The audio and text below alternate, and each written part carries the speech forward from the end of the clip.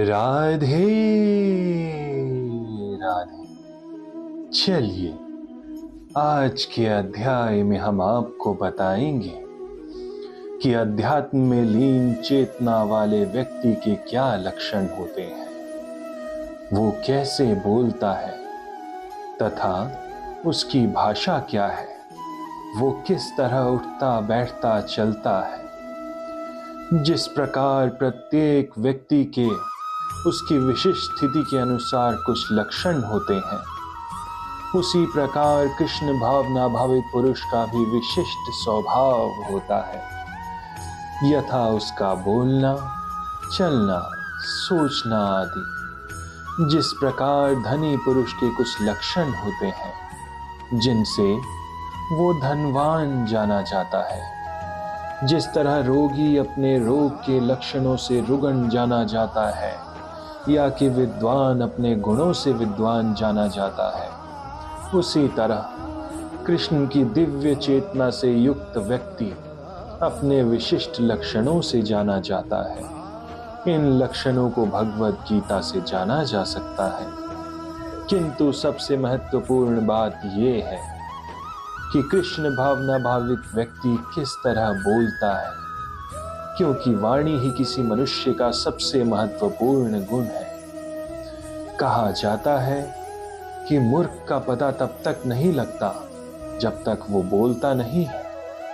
एक बने ठने मूर्ख को तब तक नहीं पहचाना जा सकता जब तक वो बोले नहीं, किंतु बोलते ही उसका यथार्थ रूप प्रकट हो जाता है।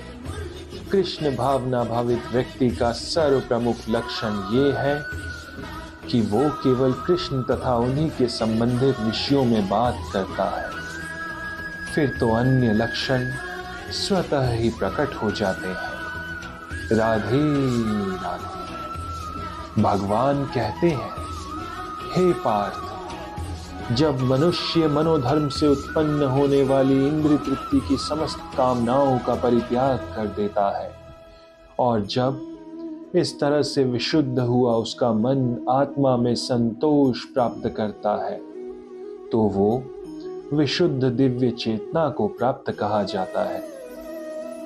श्रीमद् भागवत में पुष्टि हुई है कि जो मनुष्य पूर्णतया कृष्ण भावना भावित या भगवत भक्त होता है, उसमें महर्षियों के समस्त सद्गुण पाए जाते हैं, किंतु जो व्यक्ति अध्यात्म में स्थित नहीं होता, उसमें एक भी योग्यता नहीं होती। राधे राधे। क्योंकि वो अपने मनोधर्म पर ही आश्रित रहता है। फलतः यहाँ ये ठीक ही कहा गया है कि व्यक्ति को अपने मनोधर्म द्वारा कल्पित सारी विषय वासनाओं का त्याग करना चाहिए।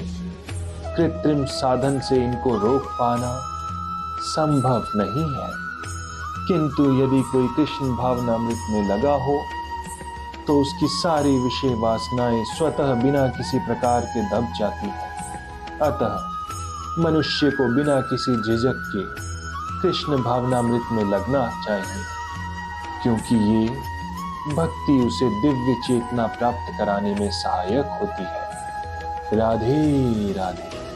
अत्यधिक उन्नत जीवात्मा महात्मा अपने आप को परमेश्वर का शाश्वत दास बनाकर आत्मतुष्ट रहता है। ऐसे आध्यात्मिक पुरुष के पास भौतिकता से उत्पन्न एक भी विषय वासना फटकती नहीं है।